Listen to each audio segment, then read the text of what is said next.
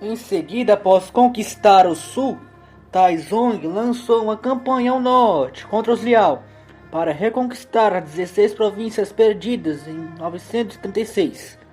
Ainda em maio de 989, ele lança uma campanha militar para reconquistar as províncias de Zhuo e de Yi e as conquista, e logo após sitiou Yancheng. No entanto, o cerco falhou, e os Liao enviam reforços e derrotam o Song na Batalha de Gaolang. E Taizong quase é morto em batalha. A derrota em batalha foi um dos principais fatores que contribuíram para a decisão do Song de adotar uma postura defensiva contra os Liao. Então Taizong se concentrou mais no desenvolvimento e fortalecimento do seu exército e considerou os assuntos de Estado como menor importância. Além disso, Taizong limitou o poder da família imperial sobre o exército. E em 986, Taizong lança outra campanha contra os Liao. E inicialmente os Song tiveram êxito contra os Liao, mas em outra contraofensiva os Liao contra-atacam e vencem de novo o Song, e a campanha falha. E em 988 os Liao atacam a fronteira Song, e Taizong ordenou uma defesa firme, mas não um contra-ataque, e os Song vencem. Nisso Taizong sentiu que não poderia mais ser um grande general como o irmão Taizu. Ele decidiu se concentrar mais no desenvolvimento interno do seu império. Taizong implementou uma série de reformas econômicas e literárias, o que fez do Song um império chinês não militarista, o único que não foi. Taizong iniciou muitos projetos de construção e introduziu novos sistemas inexistentes durante a era do seu irmão. Com a ascensão agrícola, artesanal e comercial, Taizong ordenou às autoridades locais a coleta de impostos comerciais como a principal tarifa diária, e em prol de recompensas as autoridades enriqueceram a dinastia. Quem não pagasse tributos seria punido com a perca de terras ou até a morte, dependendo da gravidade. Taizong visou arrecadar valores estáveis de impostos com base em metas tributárias a partir de 993, abrangendo diversos impostos. Essa prática de arrecadação tributária continuou com os sucessores de Taizong. Além disso, Taizong adotou uma política mais pacifista contra os Liao, buscando acordos de paz com eles, utilizando da estabilidade tributária para construir canais, pontes e armazéns alimentares, além de patrocinar a difusão da cultura letrada e o budismo e o confucionismo. Mas Taizong faleceria no dia 8 de maio de 997 e foi sucedido por seu filho, Zhao Heng, o imperador Zhenzong. Zhenzong buscou reduzir a influência dos generais regionais e buscou aumentar o controle do governo central sobre a burocracia.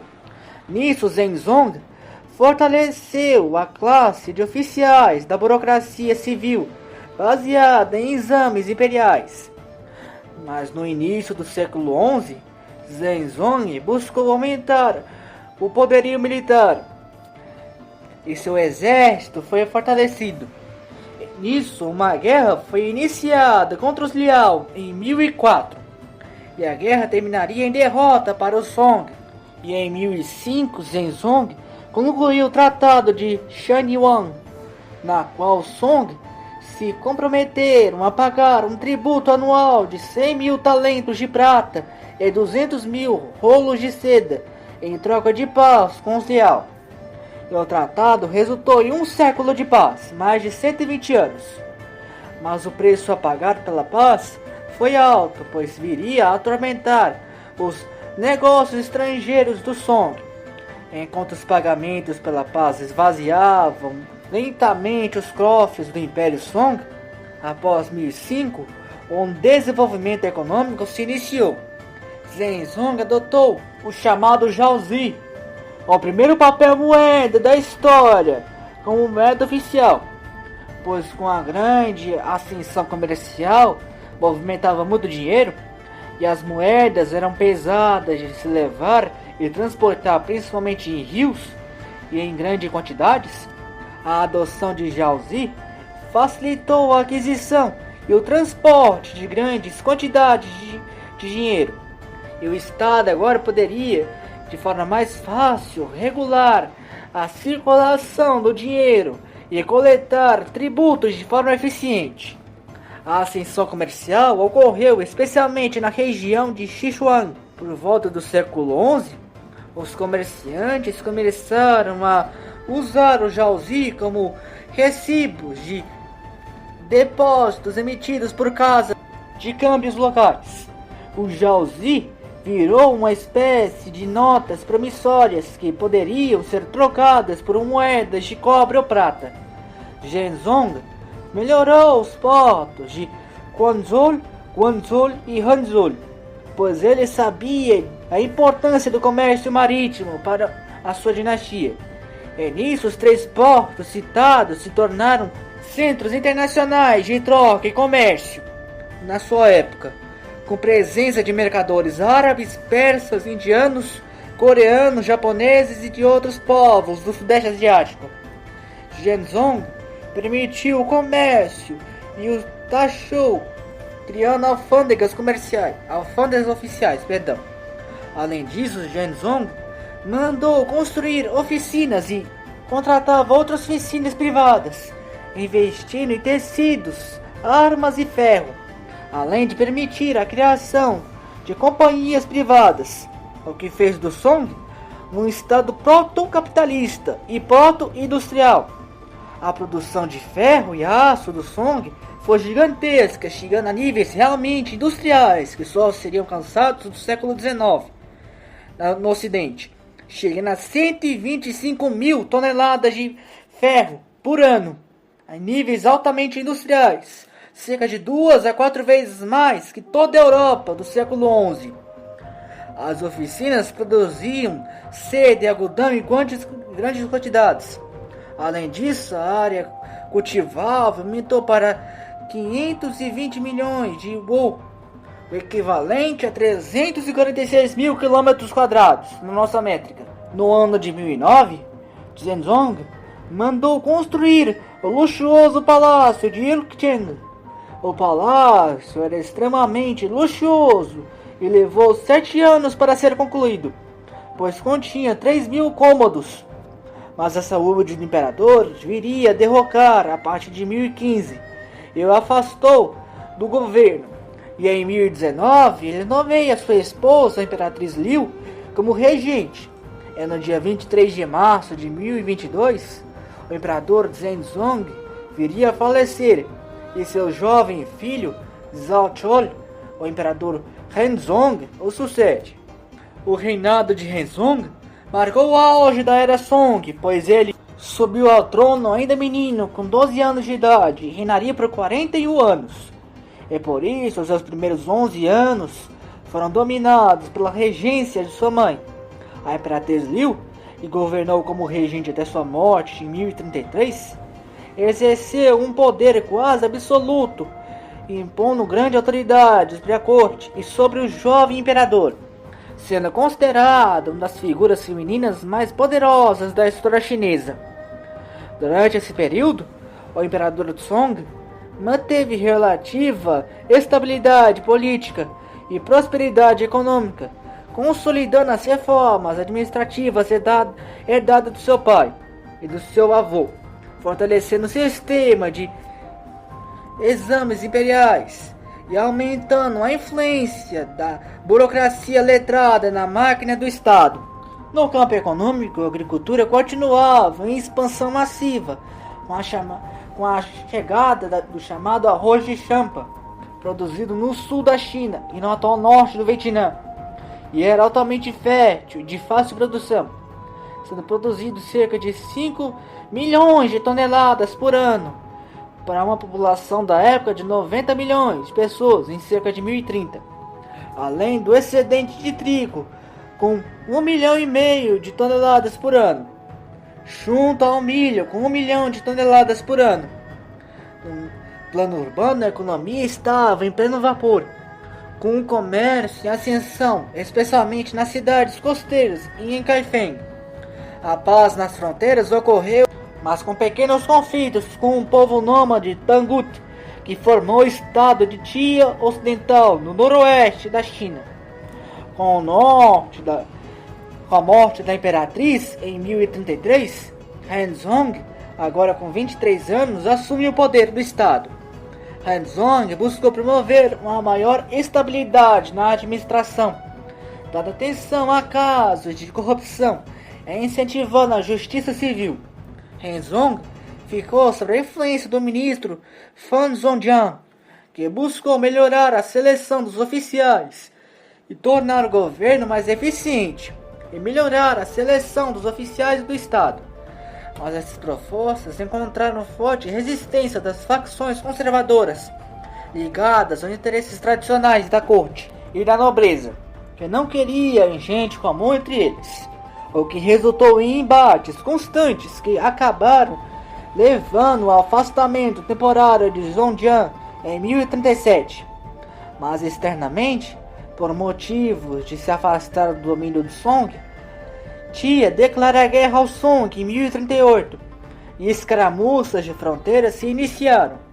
E em 1040, Tia realizou invasões mais profundas, obrigando Song a mobilizar tropas em grande escala e reorganizar fortalezas ao longo da fronteira noroeste.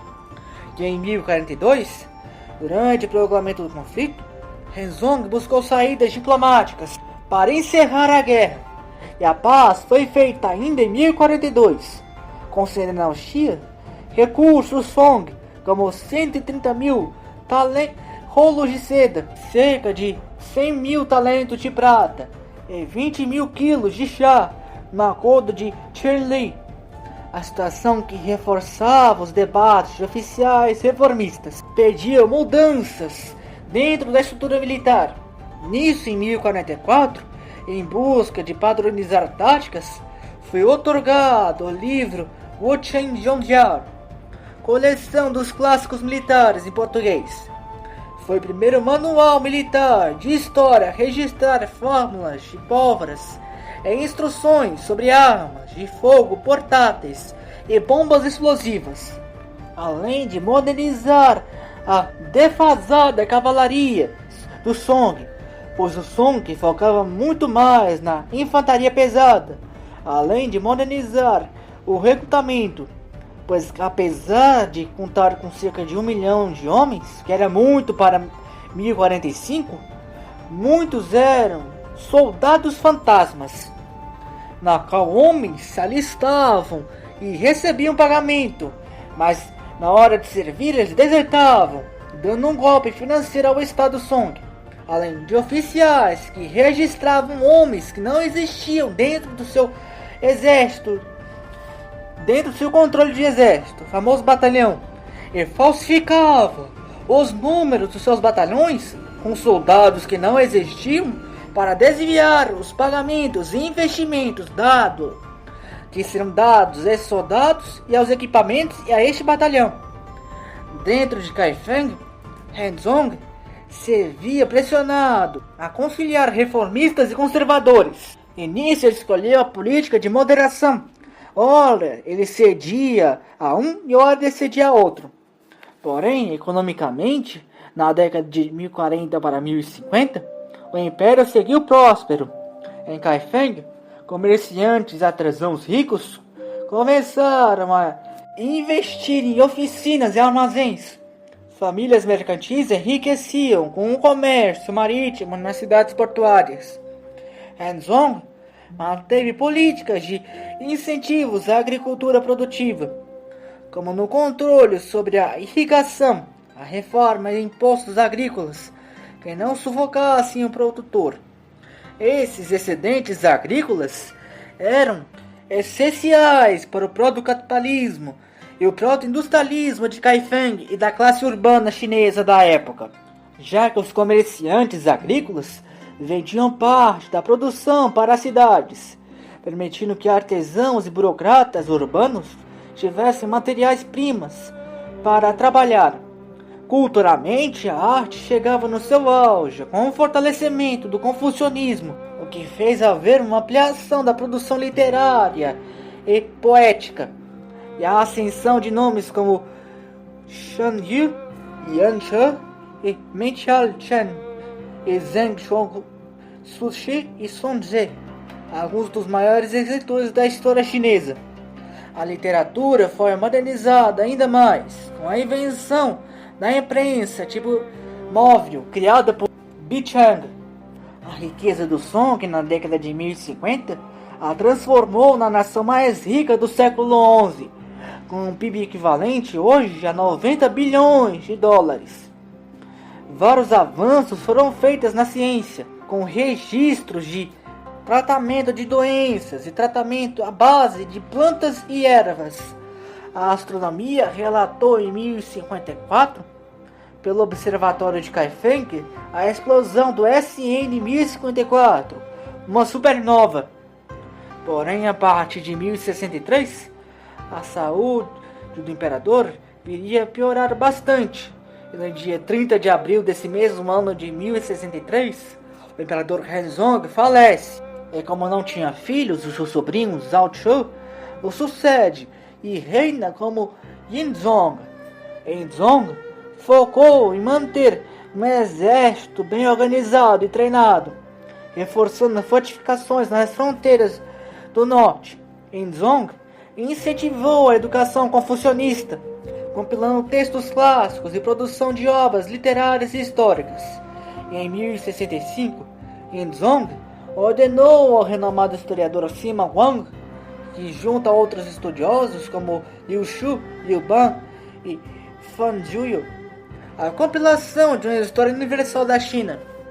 Mas ele não teria um reinado muito longo, pois viria a adoecer gravemente em 1066, e em 25 de janeiro de 1067 ele falece, e seu filho Zhao Shu o sucede com o nome de imperador Shenzong.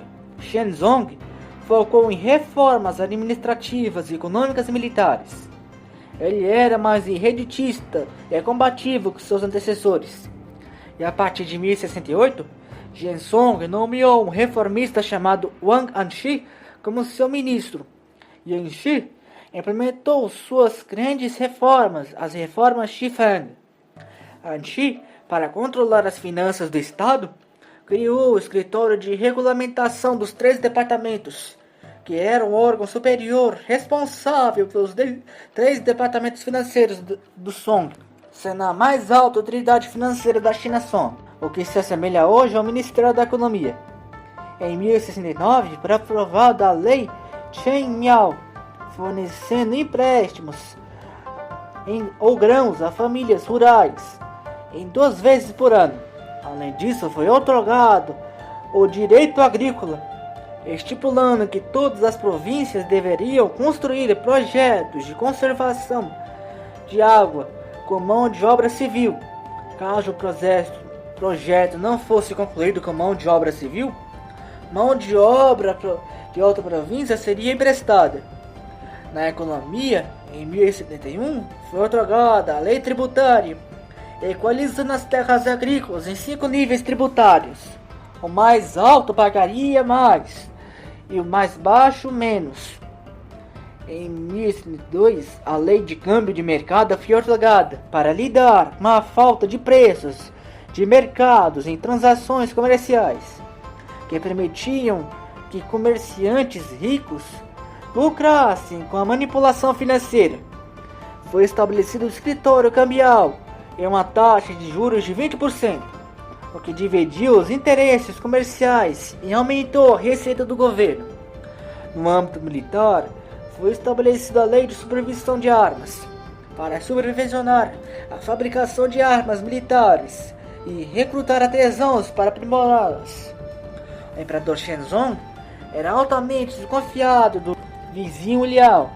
Nisso, ele contrata cerca de 5.000 mercenários muçulmanos de Bukhara em 1072 para ajudar em caso de guerra contra os Liao e repovoar áreas devastadas pela luta, o que foi a entrada muçulmana na China.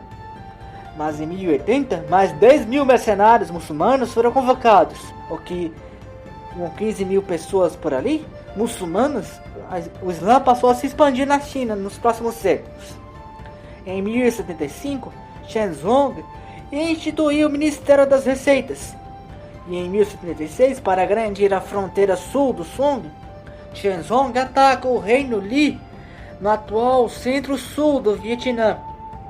No oeste, Shenzong ordenou a realocação de tropas contra os Jia para conter os ataques deles. E em 1082, uma guerra contra os Jia foi iniciada, mas Song foi derrotado na Batalha de Yongle, o que foi uma humilhação severa para Shenzong, o que deprimiu bastante o imperador.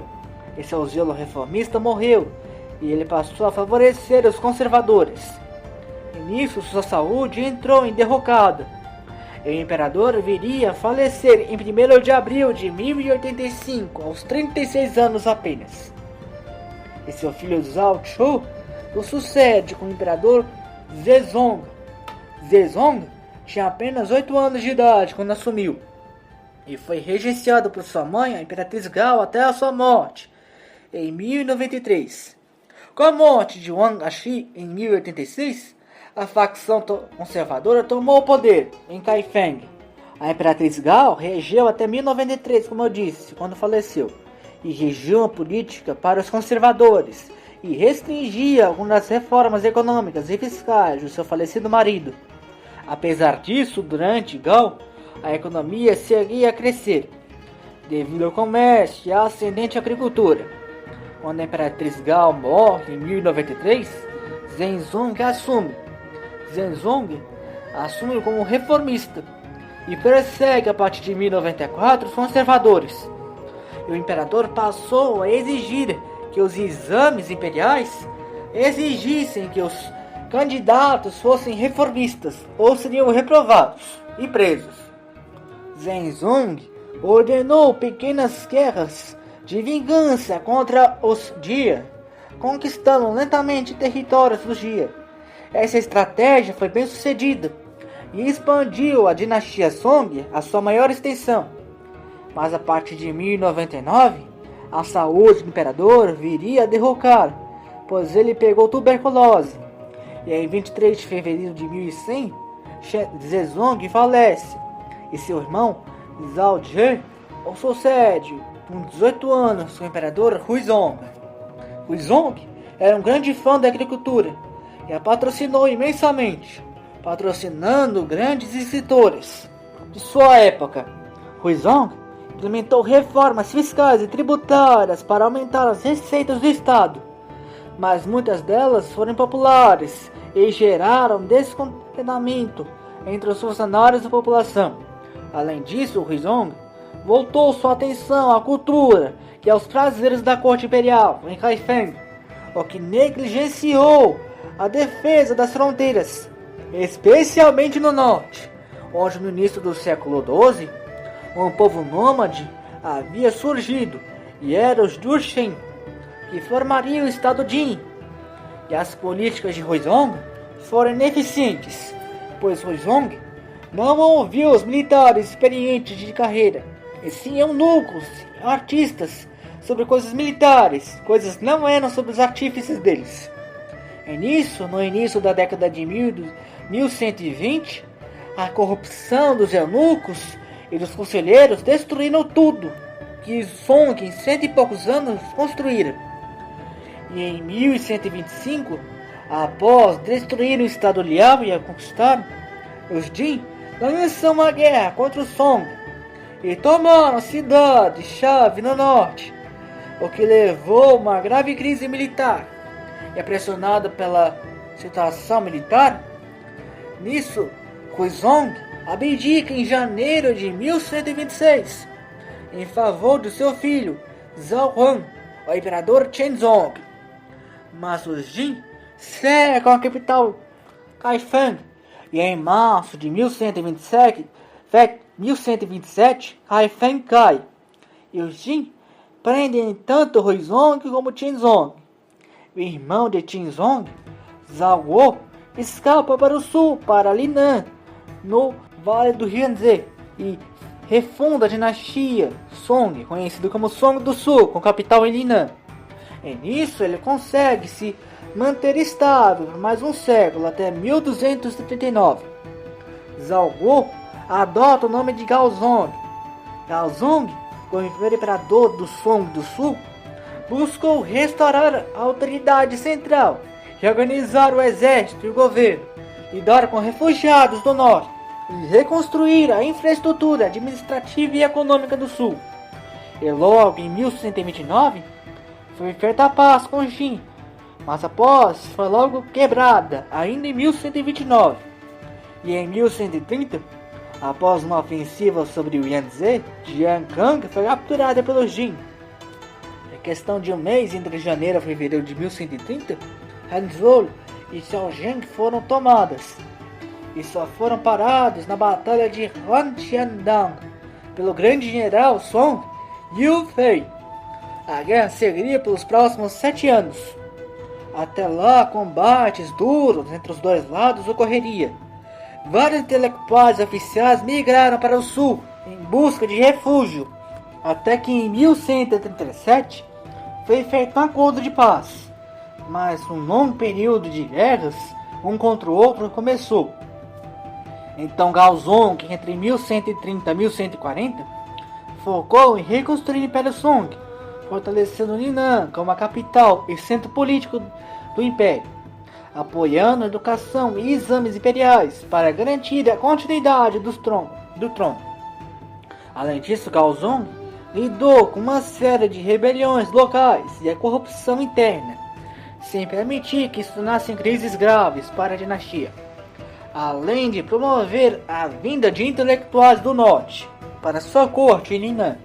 Além disso, ele criou novos impostos para arrecadar fundos para se proteger de uma eventual guerra contra o Jin, o que acontece em 1161, quando os Jin tentam conquistar o Song, mas o Song vence na Batalha de Tanjiao e na Batalha de Kaixi, e a paz foi feita. Mas já no ano seguinte, após 35 anos de reinado, cansado de ser imperador, ele abdica em nome do seu filho, Zhao Zheng, o imperador Shenzong, em julho de 1162. Xiaozong foi um imperador exigente e que frequentemente demitia ministros sem hesitação, se eles decepcionassem sua vontade. Xiaozong promoveu a reconstrução do seu reino, incluindo melhorias em armamentos, construção naval e sistemas de transporte fluvial. Para enfrentar o Jin, ele modernizou o exército, adicionando tiro a arco a cavalo e a equitação, que se tornaram obrigatórias para o exército normal. Uma guerra ocorreu contra o Jin entre 1163 e 65, terminando o impasse. E apesar da hostilidade, Xiaozong preferiu manter uma paz hostil com Jiang. O período de Xiaozong foi relativamente estável, fomentando a paz, um renascimento agrícola e comercial. Só que com a morte do seu pai, o imperador Gaozong, em 1187, Xiaozong deprimiu bastante. Ele decide abdicar do trono em fevereiro de 1189, em nome de seu filho Zhao Dun, o imperador Guanzong. Mas o reinado de Guanzong foi instável e iniciou o declínio do Song, e dessa vez, de uma vez para todas. Guanzong sofreu de problemas de saúde mental, que acabou deixando o poder nas mãos de sua esposa e de seus ministros, o que gerou crises na corte, no afastamento em relação ao pai, até que foi forçado a abdicar após não comparecer ao funeral do pai em 1194, o que foi tido como cruel, desrespeitoso e hostil, sendo sido sucedido por seu filho Zhao Kuo, o imperador Nizong. Nizong foi relativamente competente no início.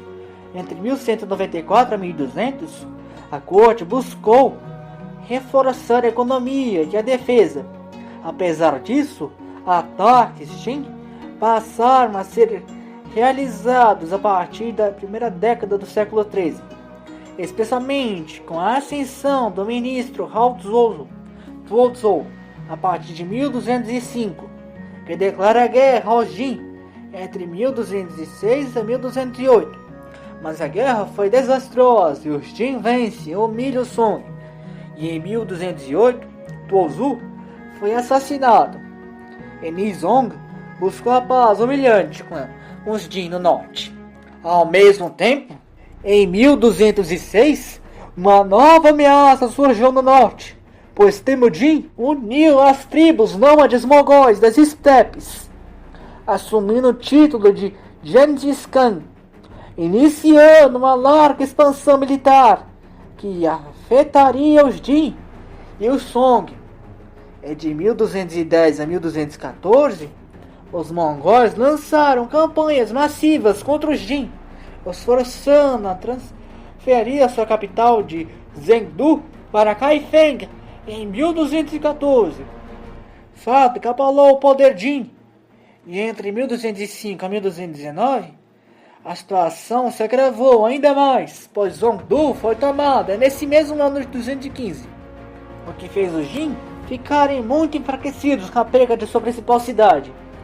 Os Song viram com bons olhos, pois viram como a destruição do Jin lhes daria mais chance de recuperar o norte, há muito tempo perdido. E entre 1220 a 23, os mongóis voltaram com força ao norte da China, atacando sistematicamente fortalezas, isolando cidades e submetendo o campo à devastação da guerra. A partir de 1224, a morte de Nizong, seu filho Zhao Yuan o sucede como imperador Rizong. Com a morte de Gengis Khan em 1227, seu filho Ogedai o sucede. E Ogedai deu continuidade às políticas militaristas de seu pai, atacando com brutalidade os Jin. E em 1231, os Song, após longas hesitações, decidiram firmar uma aliança com os mongóis contra os Jin, acreditando que assim poderiam recuperar o território de Kaifeng e todas as 16 províncias perdidas há mais de 3 séculos, o que seria um lengo engano e um grande erro. E em 1233, após um longo cerco mongol, a cidade de Kaifeng cai para Ogedai. O imperador Jin, que se chamava Aizong, após fugir, se suicida em 1234, após a queda da sua última cidade relevante, Suzhou. Assim a dinastia Jin se encerra. Com isso, os mongóis tomaram o norte da China. E logo em 1235, os mongóis iniciam a guerra contra o Song, devastando Sichuan e o Vale do Yangtze. E os Song foram devastados, mas resistiram até 1241, pois com a morte de Ogedai, os mongóis suspenderam os ataques, pois eram tradições mongóis a decisão militar para a sucessão do trono, o que deu ao Song um respiro de alento. E entre 1241 para 46, eles se reorganizaram militarmente e reconstruíram seu exército.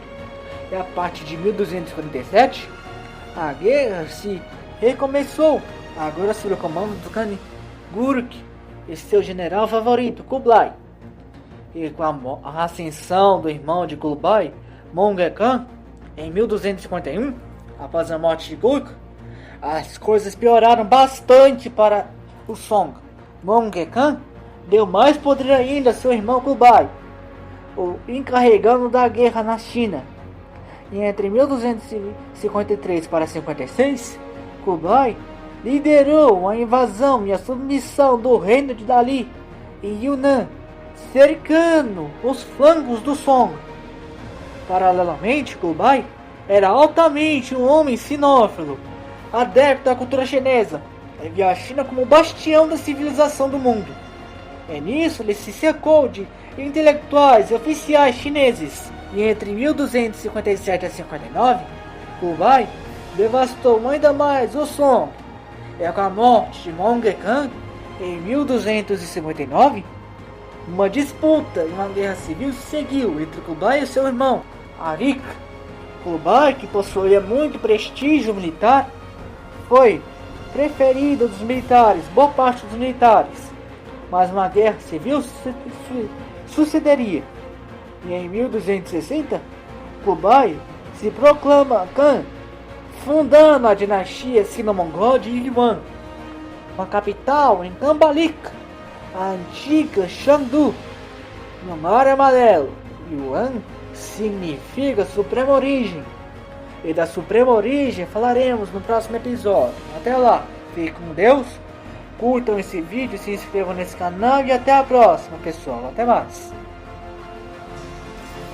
The great Genghis, heir of the wolf, dreamed of a Mongol empire stretching throughout all of China.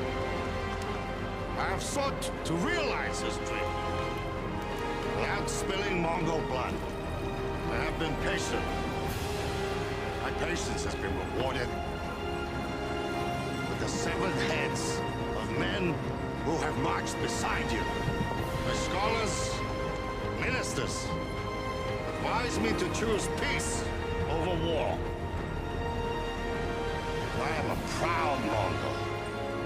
At times, peace can only be achieved through cruel war.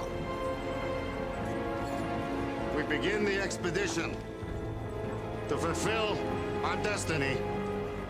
You noble man, willing to die for a cause greater than yourselves, will return not with wealth, nor slaves, but with honor. Those of you who do not return will have your names carved in the secret history of the Mongols. Your wives, children, and parents hold their heads above other Mongols, because in their hearts, they know their husbands, fathers, their sons gave their lives in pursuit of the last dream of our great Genghis.